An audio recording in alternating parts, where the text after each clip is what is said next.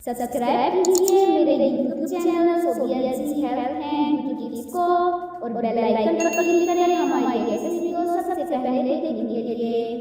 बिस्मिल्लाहिर्रहमानिर्रहीम। अस्सलाम वालेकुम friends, welcome to my channel Sobia ji health and beauty tips. Sobia ji health and beauty tips में नई वीडियो के साथ हाजिर हूँ। उम्मीद करती हूँ आप तमाम दोस्त बिल्कुल ठीक होंगे। आज मैं आपके साथ शेयर करने वाली हूँ ऐसा नुस्खा जिसमें आपको काजल बनाना सिखाऊंगी। मार्केट में जो काजल अवेलेबल होते हैं वो बहुत ही ज़्यादा नुकसानदेह होते हैं। ये हमारी आई साइट्स भी वीक करते हैं, इसलिए आप घर पर ही काजल बनाकर इसका इस्तेमाल कर सकते हैं। ये तरीका बहुत ही ईजी है, आप इसे 4 महीने तक यूज़ कर सकते हैं। तो चलिए शुरू करते हैं काजल बनाने से। तो वीडियो स्टार्ट करने से पहले मेरी आप लोगों से रिक्वेस्ट है कि जिन लोगों ने अभी तक मेरा चैनल सब्सक्राइब नहीं किया तो प्लीज़ मेरे चैनल को सब्सक्राइब कर लीजिए और बेल आइकन पर क्लिक करें हमारी लेटेस्ट वीडियो सबसे पहले देखने के लिए।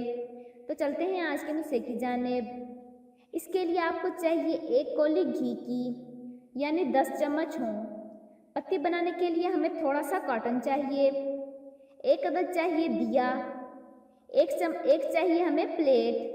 इसे बनाने के लिए सबसे पहले एक दिए में घी डालें और रुई की बनाई गई बत्तियां इस दिए में डाल दें और फिर चारों बत्तियों को जला लें और फिर इस दिए के ऊपर प्लेट से इसे ढाँप दें और 4 घंटे तक इसे ऐसे ही जलते रहने दें। जब ये दिया बुझ जाए और प्लेट ठंडी हो जाए तब इस प्लेट को हटा लें।